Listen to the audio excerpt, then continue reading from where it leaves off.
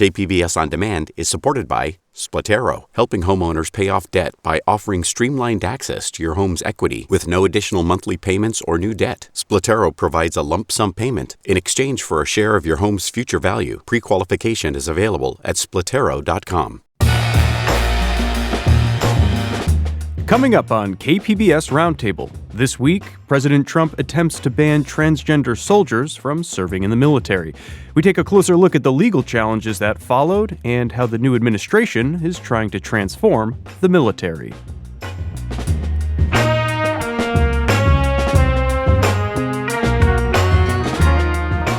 While the order is not an immediate ban, it is an order for the Pentagon to institute a ban. And San Diego's City Council removed a controversial zoning rule for parts of Southeast San Diego. We hear more about it and the grassroots effort to push back. Plus, a look at other stories we've been following on the Roundup.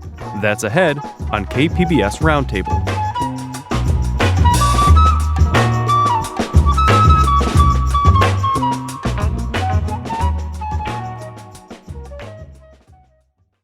Late Monday, President Donald Trump signed an executive order to ban transgender people from serving in the military. The move puts the future of the estimated 15,000 to 25,000 transgender U.S. service members in doubt.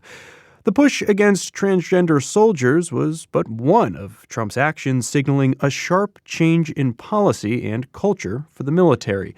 The president has also taken aim at diversity, equity, and inclusion programs across the federal government, including in the armed services. Here to talk more about these changes and what they mean is Andrew Dyer. He is KPBS military and Veterans Affairs reporter. Andrew, thanks for being here. Hey, thanks for having me. Before getting into the specifics on Trump's effort to ban transgender soldiers in the U.S. military, I just wanted to get a temperature check from you. How would you characterize these first 2 weeks or so of Trump's second term? Oh, well, the word that I've heard the most is chaotic. You know, whenever it comes to the military and military leadership, this is an organization built around saying, yes, we can accomplish this mission. And its leadership is not, going to tell you that they can't do something. So as orders come down the pipeline, they are scrambling to comply. That's kind of what the military does, is follow orders. So whatever the order, whatever they're being told to do, they're going to try to do it regardless of the kind of greater circumstance around it. For sure. But is the rapid pace of this, the potentially chaotic nature of it, does that make it difficult to follow those orders? There's definitely some confusion about how to do things, right? Because once again, the military is built around structure and rules and policy. Nothing happens without written instructions on how to make it happen. Everything is prescribed and regimented. And so a lot of times there is a little bit of confusion from your middle managers. Okay, we know this is coming down the pipe, but how do we do this? What does it mean exactly? And I think those details are the things that are missing. And that's where you have people kind of, we would say they're going high and right on things. You saw last week the Air Force boot camp removed a lesson unit on the Tuskegee Airmen in response to this. It's since been reinstated, but you have people kind of guessing, what does it mean to eliminate diversity? Does that mean we don't talk about the first women to serve anymore in our training units? Do we not remember the Tuskegee Airmen? Clearly that is, not what they're doing now, but without the guidance and without the prescribed instruction, it's difficult for leaders to, make sense of the way forward. Yeah. And so getting rid of DEI programs has been a big priority for the Trump administration at large with the federal government, but certainly with the military as well. But what's the history of DEI in the military? You talked a little bit about it, but unpack that for me. Well, the military, for, being known as kind of a conservative organization overall, it's always been very diverse. The military has always needed warm bodies for its various missions. Once we moved to an all-volunteer military after the Vietnam War, increasingly you see the military recruiting from more economically disadvantaged communities, which, so happen to oftentimes also be communities of color. And, the military is a very diverse place, and it's very become kind of part of the routine in the military, during Black History Month, Women's History Month, Asian American Pacific Islander Month. There's always, if you're on a ship, they'll have a sheet cake, and they'll have like a special meal on the mess deck. So you get to go down, and maybe they'll have crab legs, maybe they'll have steak, get a piece of cake. That's kind of what DEI looks like on a Navy ship. That's the best way I can describe it is these occasional little cake cutting ceremonies and stuff like that, which sounds kind of trite, but that's what we're talking about when things that aren't going to happen now. So the military integrated before a lot of places in the U.S. were integrated. Women were allowed on warships in the 1990s.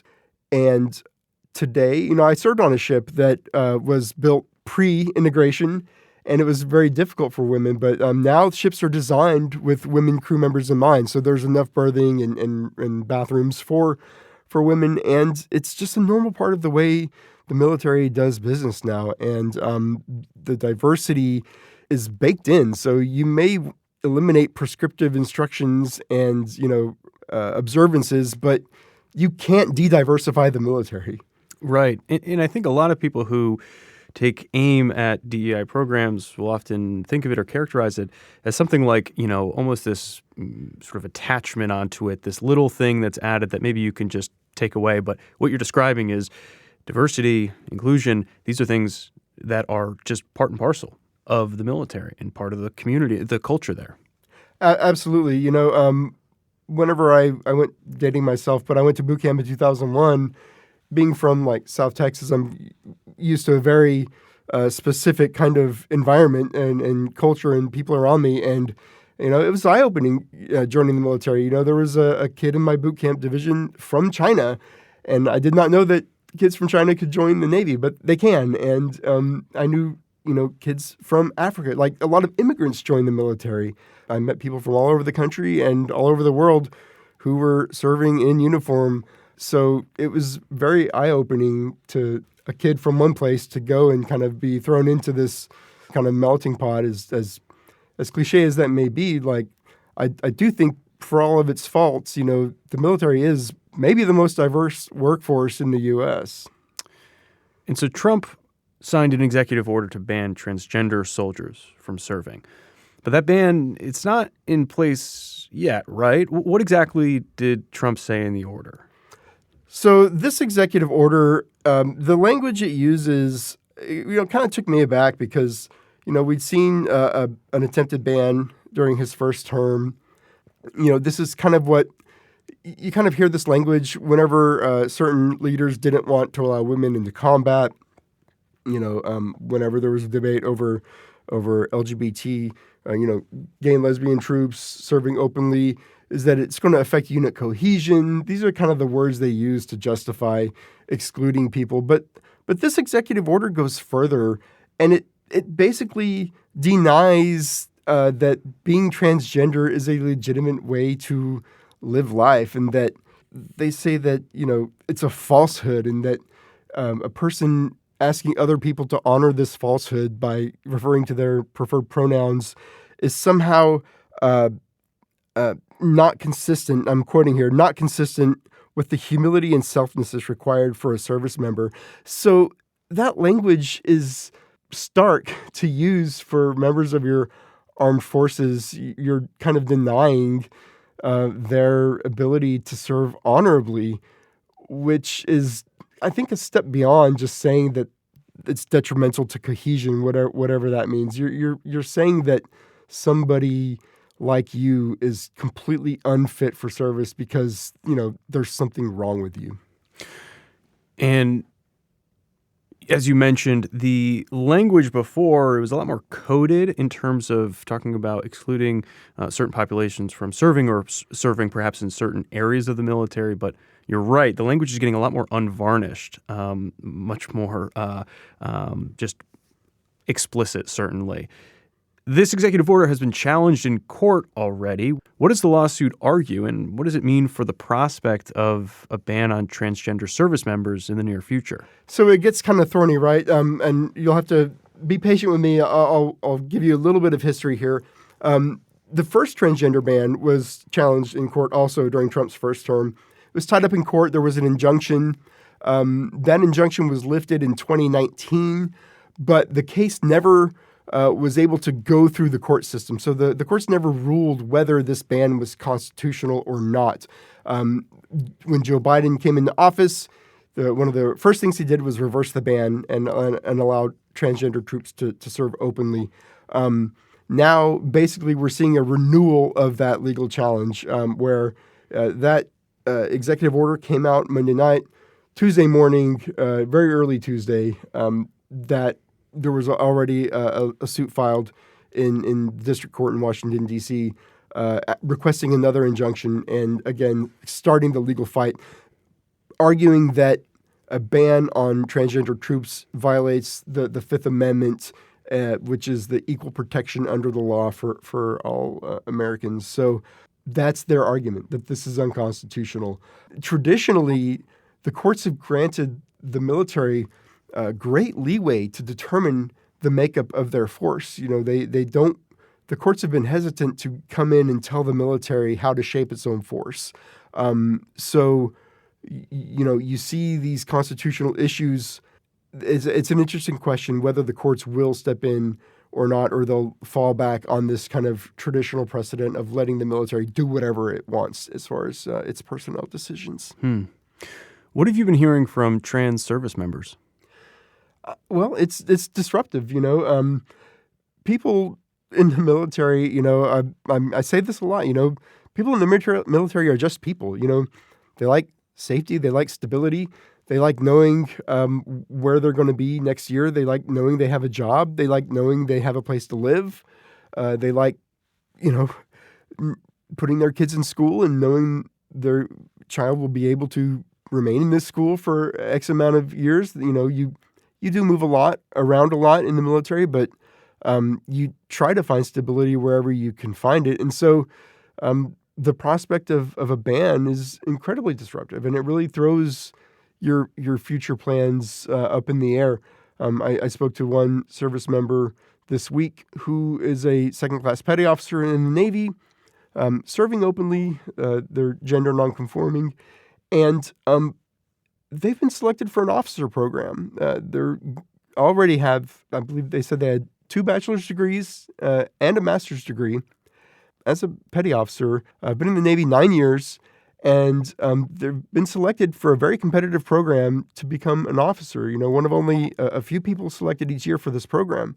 So we're not talking about, people that are getting in trouble necessarily, or people that are scraping by. They're high performers. You don't get selected for an officer program because you're a bad sailor, But now this individual is wondering whether they'll have a job in 6 months. So the Pentagon has 60 days to change its policy, and the prescription is there in the language of the executive order. While the order is not an immediate ban, it is an order for the Pentagon to institute a ban. This feels a bit like some whiplash here, because just before Trump took office, the Pentagon announced its plan to help about 30,000 LGBTQ plus veterans fix so-called bad paper charges. This was an effort to address dishonorable discharges related to the military's former don't ask, don't tell policy. But now again, you have these executive orders targeting DEI programs, transgender service members. Help me square this. I mean, did this feel like whiplash to you? It's really destabilizing, right? It sounds ridiculous to talk about norms and traditions, but, for a long time, the military and military leaders, although they are political creatures, as is everybody in Washington, D.C., they really don't like politics. They like to take orders and execute orders. So during Trump's first term, when you saw the more willingness from his administration to politicize the military, it was a little destabilizing, and a lot of people were just reacting in the moment. And so with the Pentagon maybe learning some lessons from Trump's first term, they're involved in this lawsuit with these LGBTQ plus veterans. You have people that were not just Don't Ask, Don't Tell, but Don't Ask, Don't Tell didn't come into policy until 1994. Previous to that, you have people getting kicked out, being almost like witch hunted, right? They would launch an investigation and sick, NCIS to follow you around and see which bars and nightclubs you were going to. So some real kind of cruel treatment of folks and some harsh language on their discharge papers. And that's what we're talking about doing is the military going back and changing that language on their paperwork. It's a lot of work for the Pentagon to do that. They were fighting it in court. They didn't want to go and proactively do this. But, I'm not in the room. I haven't spoke with their attorneys. But knowing that the Trump administration is coming in, not knowing what the future of that lawsuit would be, they settled the suit, the first week of this year, and they will be not proactively changing all of the records, but setting up a website and making it much easier for veterans who want those upgrades, those discharge upgrade codes, to apply and get it done in a much more streamlined process than what currently exists.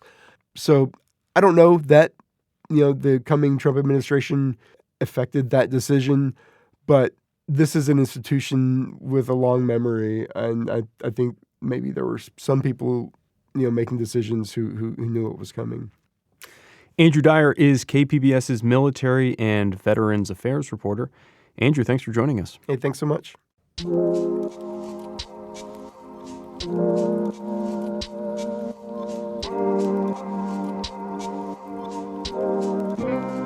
Up next, San Diego's City Council has removed a controversial housing development rule for parts of Southeast San Diego after residents pushed back.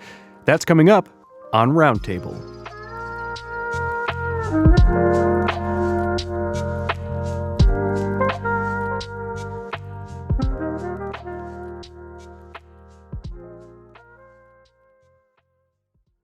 KPBS On Demand is supported by Splatero, helping homeowners pay off debt by offering streamlined access to your home's equity with no additional monthly payments or new debt. Splatero provides a lump sum payment in exchange for a share of your home's future value. Pre-qualification is available at splatero.com. Welcome back to KPBS Roundtable. I'm Scott Rodd. This week, San Diego's City Council repealed a footnote in the city code that allowed for denser housing in Southeast San Diego compared to other parts of the city. The neighborhoods that were affected by that footnote, also known as the infamous Footnote 7, are formerly redline communities with majority Black and Latino residents.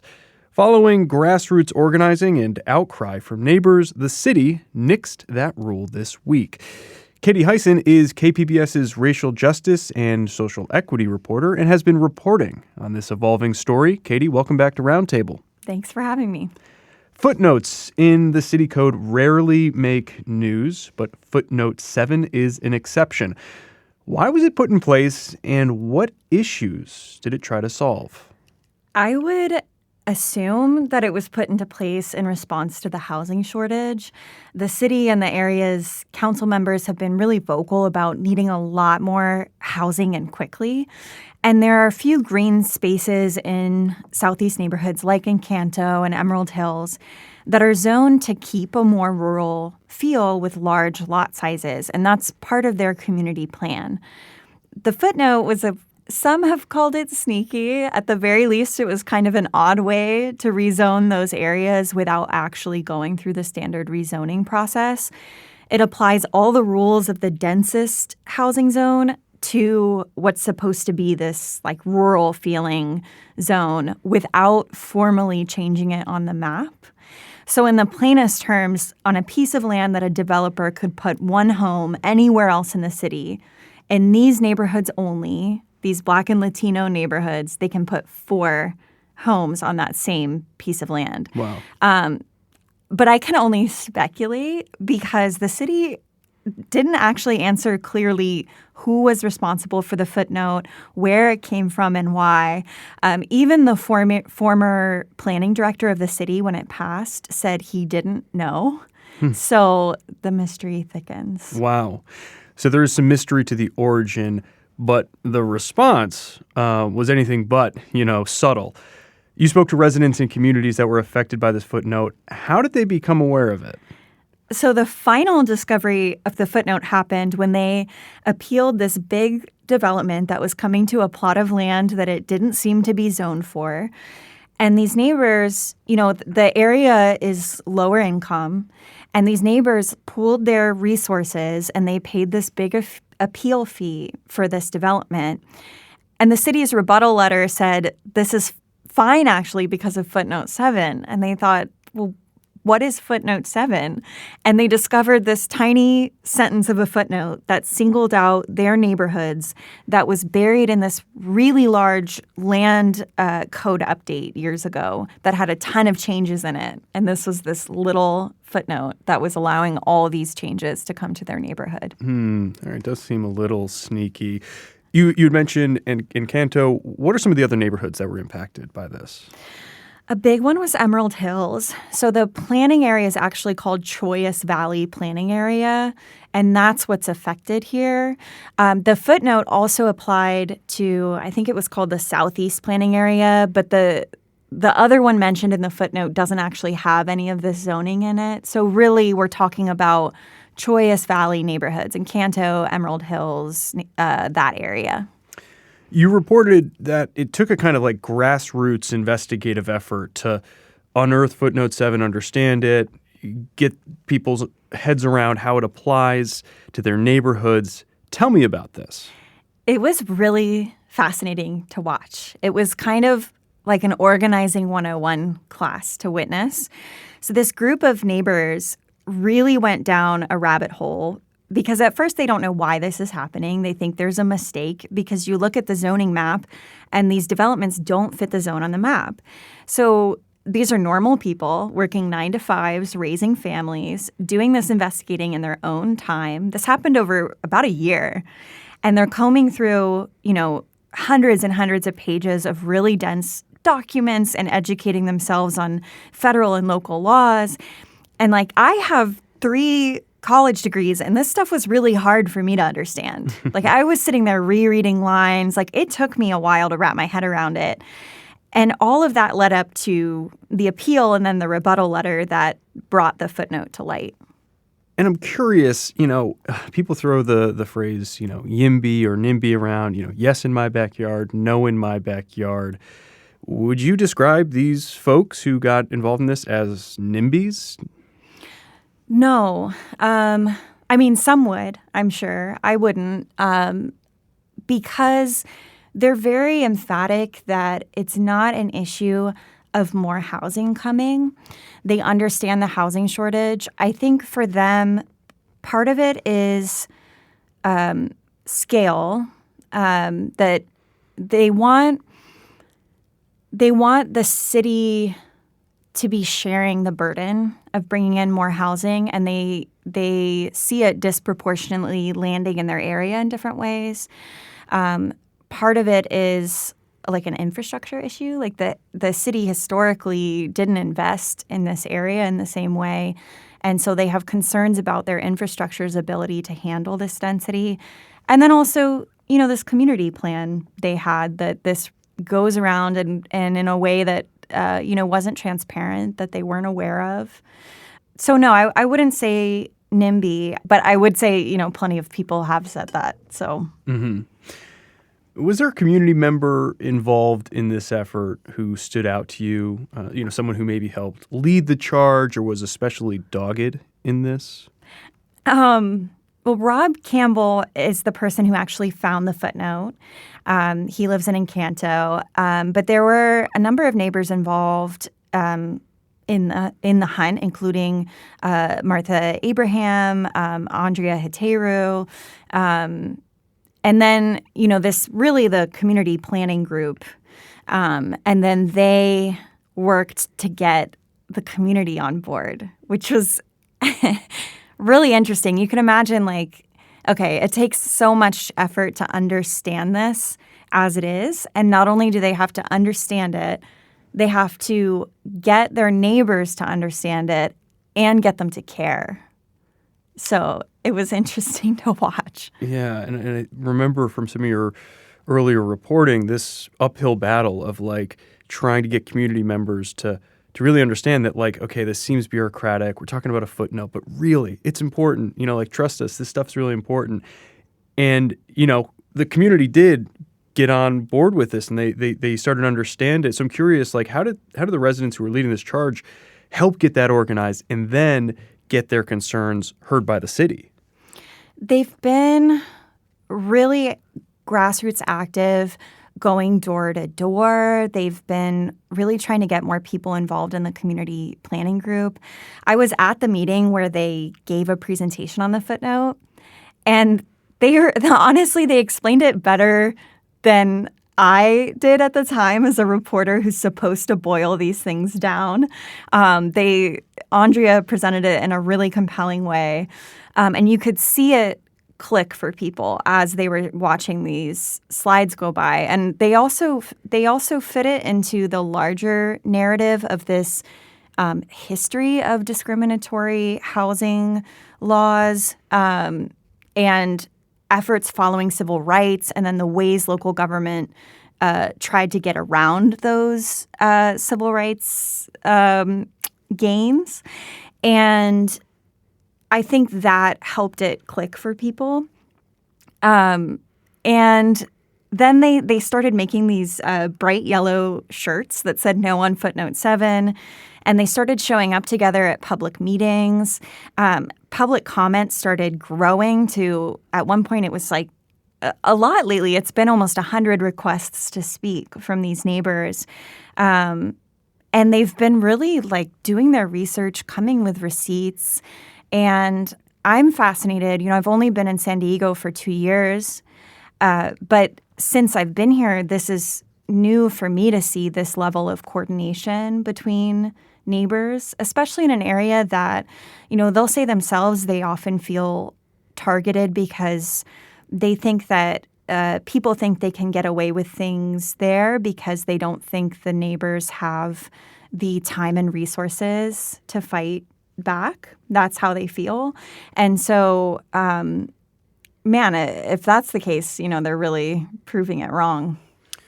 However you feel about this issue, what is reassuring and kind of uplifting is, there's a lot of conversation about how local politics, local democracy is suffering. There's not as much engagement, not as much civic engagement, but this is a great example of folks getting together and finding something that they're concerned with and elevating that concern and having it heard. As a side note, I'm just curious, we're talking about having this footnote be sort of discussed and understood by the community and how that may be like an uphill battle for folks who first found it. Was it an uphill battle for you to pitch this story to your editor? Like, hey, trust me, this story on a footnote, it'll be really interesting, I promise. I love that you asked that because I think that's the exact words that came out of my mouth. It's like, listen, I have a story. It's about a footnote, but I promise it's like really worthwhile and I'll figure out a way to make this compelling. And luckily my editor is really good about seeing the vision and she trusts me. And I would kind of go to different reporters in the newsroom and say like, I'd try to almost pitch it to them to try different ways of setting up the story to see, you can kind of see when the light goes out of people's eyes versus when they're engaged. So I would try to run it by, my peers and see what could get them interested. Run it by my husband who's not in journalism and, is not somebody who cares deeply about land code, and I would wait. When I get his attention on something, that's when I know, like, okay, I've got to weigh into this story. Well, it's smart. Your own little personal focus group going on. Yeah, one-man focus group. So what happened at the city council meeting this week when council members discussed repealing the footnote? The city and the council members' response has been very careful in what they do and don't own of the neighbors' concerns. Across the board, they seem to concede two things. That the way in which the footnote was passed was not they use the phrase not best planning practices and not transparent, and that the way it's written to single out some neighborhoods instead of applying across the city is wrong. They did not concede that it violates federal fair housing laws, and they did not concede to halt or reverse these developments that the applications are already completed that rely on this footnote. They say that would violate state law. And they didn't concede that housing density itself is the problem. And so I think that leaves this open for them to come back and try to pass something similar to footnote 7, but city-wide. Were there any people at the meeting who were speaking in defense of footnote 7? No, and it would be hard to imagine that, honestly. I mean, the visuals of it, if you saw all these neighbors there in their bright yellow shirts, really impassioned, hour of public comment, pointing to this history of systemic racism and housing laws. And it was pretty across the board that the vote was going to be to repeal footnote 7. I think it's just careful in how they repeal it, that they're not saying housing density is the issue. San Diego and California at large have a housing crisis. Pretty much everyone agrees there needs to be more housing production. But sometimes housing production efforts have unintended consequences, especially on already disadvantaged or vulnerable communities. Would you say that's what happened here? I would say the footnote itself, by the nature of how it's written, can't be considered unintended consequences because someone put pen to paper and wrote a change to code that named just these neighborhoods that were redlined and remain Black and Latino and low income, and to have denser housing where there have been green spaces. And so denser housing coming to green spaces in only those neighborhoods and not others was exactly the intended consequence of that footnote. Unintended consequences, I would say, could be like the environmental effects of that on an area that the city has deemed already overburdened by environmental concerns and health issues. And certainly the community backlash was unintended. After repealing the footnote at the council meeting, this council session took a bit of an unexpected turn. Council members began criticizing the city's ADU bonus program. What happened there? My jaw was on the floor. Maybe reporting for NPR has turned me into a big nerd, but I was just shocked. It can do that. Yeah.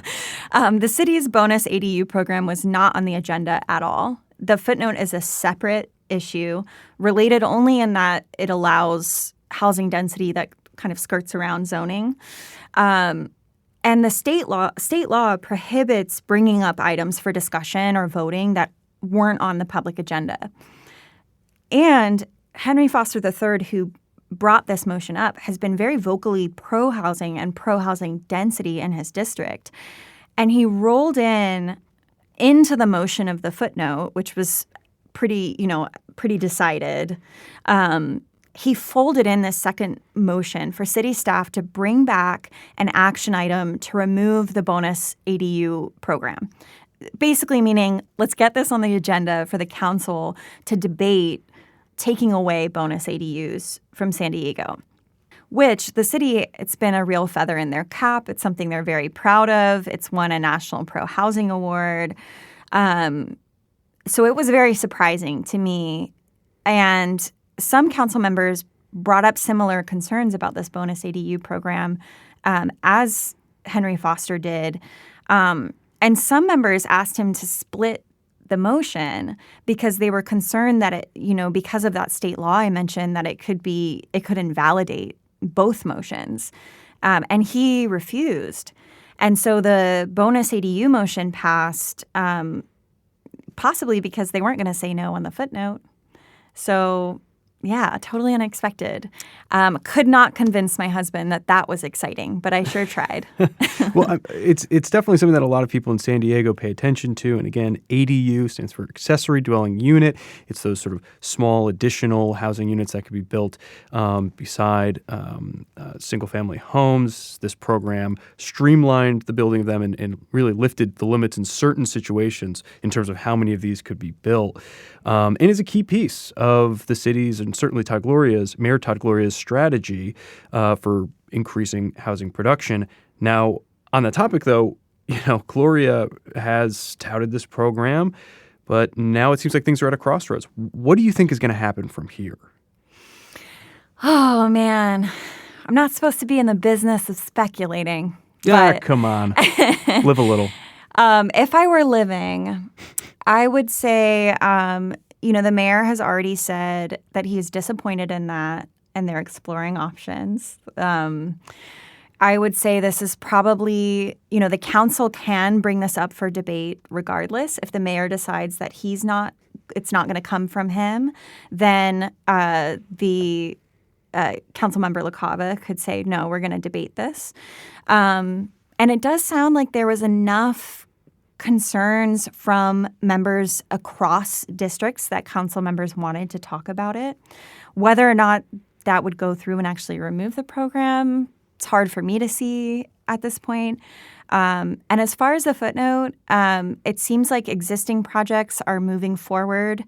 And I would not be surprised if we saw something similar to the footnote come back but applied citywide to free up some of these open spaces in the city that could have housing. Well, we appreciate you answering all of our questions and offering a smidge of speculation as well. Katie Hyson is KPBS's racial justice and social equity reporter. Katie, thanks for joining us. Thanks for having me.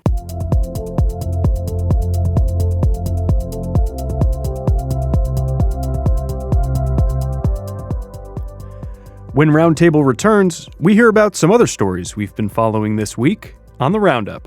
Stay tuned.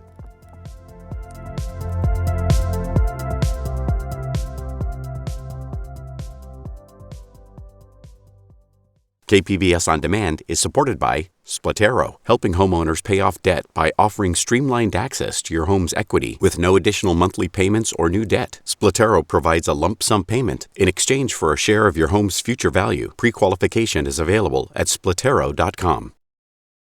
This is KPBS Roundtable. I'm Scott Rodd.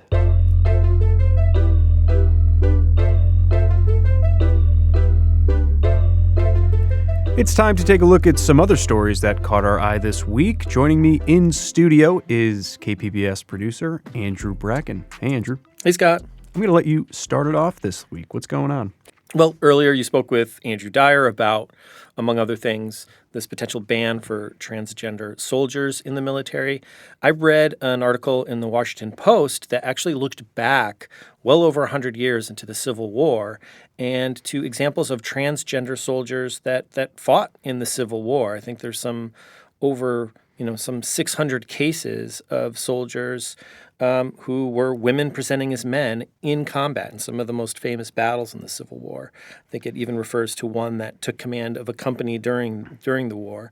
And the author talks to a couple of authors from a book about it called They Fought Like Demons, Women Soldiers in the American Civil War. I guess, looks into some of these stories. But what it illuminated for me is that this is not a new phenomenon. We're having this debate about transgender soldiers, but it does connect to the nation's history, too. And I just thought that was an interesting take on it. It's fascinating. Yeah. And, visibility for transgender people has really increased in recent years. Transgender issues are entering the conversation politically and culturally a lot more. But as this story notes, like this goes back, years and years and years. Right. But do you think that would be surprising for folks these days to realize that this is a conversation that's been going on for a long time? I do. And in the article, they also kind of mention Civil War reenactors and some of the challenges there of women trying to portray these soldiers in these reenactor communities and some of the pushback there. So it even kind of plays out as it connects to our past, but through today. So I do think it's surprising to a lot of folks. Yeah, definitely. Those reenactor communities, they can be sticklers. You know that? Oh, they're really, like about the food they eat. They can be really intense. Yeah, definitely.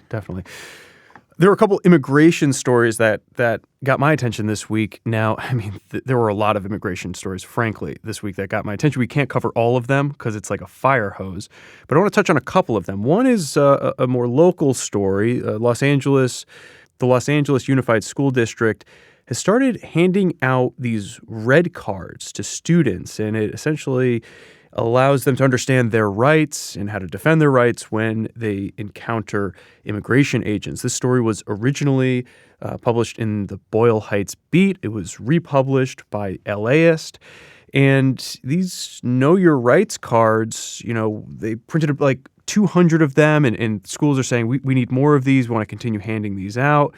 And this follows the Trump administration announcing that ICE and other immigration agents can conduct raids and operations at sensitive locations that previously were off limits, like schools, like churches.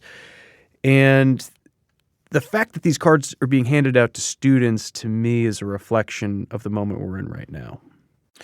Yeah, and our colleague, KPBS's Tanya Thorne, did a recent reporting on how in North County, even small businesses are feeling the impacts. And it's sort of like kind of what you're talking about, something like this culture of fear is just sort of kind of like flowing around different parts of the community, and people are concerned about spending money, or they're concerned about, I think in her reporting, she talks about a nonprofit that doesn't want to do as so many, public outreach and wants to reach clients, more privately in their homes to not attract attention. So it's just this culture of fear can kind of reverberate in different ways. Yeah, and again, we're 2 weeks into the second term of President Trump, and he's made clear that this issue, immigration, is going to remain front and center, and he and the rest of the officials in his administration are going to be moving aggressively.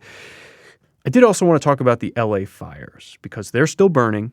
There's still a lot of fallout that's happening from these fires. There's a story in the New Yorker where the author of the piece actually embedded with some firefighters, and it was a revealing look behind the scenes as to what these firefighters have to do day in and day out, especially on these hand crews, which is often when fires have passed, these crews have to go in and work containment lines, make sure that the fires are really out, they won't spark up again. It's hard work, it's grueling work, sometimes thankless work that is done out of the public eye. The story did a really good job of shedding light on just how hard these folks work. And Scott, I know you have covered wildfires in the past. You've covered the work firefighters do. I'm just curious, what did you take from this piece, and what do you think we often get wrong about firefighters and their jobs? It may not be that we get this thing wrong about it, but I do think that the coverage can sometimes skew public perception. A lot of times media coverage, you'll see firefighters in pretty heroic circumstances, objectively speaking, where they're facing a fire front, they're, spraying down fires, facing a wall of flames, trying to protect homes as fires are actively burning through. That certainly should be highlighted. Absolutely. But a lot of times coverage sort of moves on, or folks who are reporting on fires move to other places where the fire is actively burning. And as I said before, these hand crews, these folks who are working really hard, dirty jobs, don't get the kind of recognition that they probably deserve. And I remember being on some fires where I was in areas that were no longer active, but these folks were still working very hard. Their work was still active. And I tried to highlight some of that stuff in my own coverage just because the fire front isn't there doesn't mean that heroic, really important work isn't getting done. And as you said, the fires are still burning in some of these cases. Fires are still burning, absolutely. I think you want to wrap it up with a sports story. Is that right? Yeah. News affecting the San Diego Wave FC. Their star player, Naomi Girma, is moving to Chelsea for a record $1.1 million transfer fee. So it's sort of, I don't know, some people are kind of calling it the first $1 million player in women's soccer. And I'm kind of looking at it a couple different ways. One is it is a milestone for the NWSL, for women's soccer internationally, that, these fees are becoming higher and she's the first $1 million player. On the flip side, it's like the most recent change for the Wave FC. They've gone through an ownership change, new coaches. President Jill Ellis left recently. They haven't filled that position, I don't think.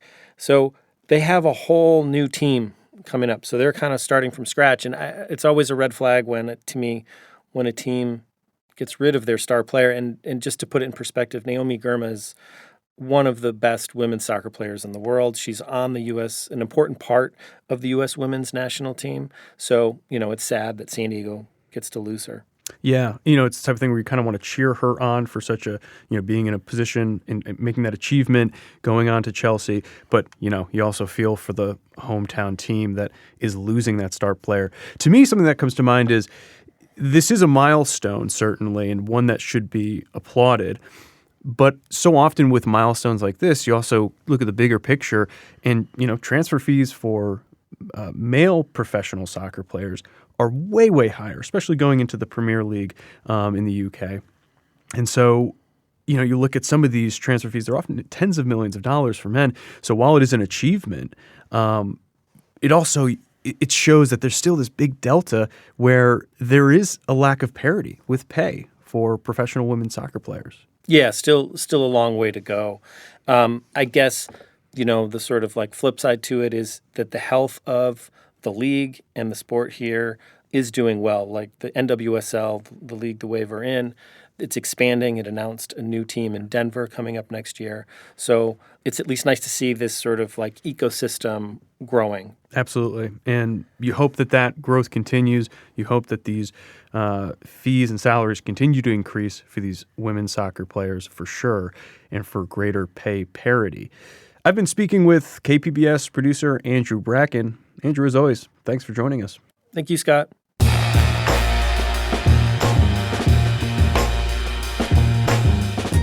Thanks for listening to KPBS Roundtable. You can listen to the show anytime as a podcast. Roundtable airs on KPBS FM at noon on Fridays and again Sundays at 6 a.m. If you have any thoughts on today's show, you can email us at roundtable@kpbs.org. You can also leave us a message at 619-452-0228. Roundtable's technical producer this week was Brandon Trufa. This show was produced by Andrew Bracken. Brooke Ruth is Roundtable's senior producer, and I'm Scott Rod. Thanks for listening. Have a great weekend.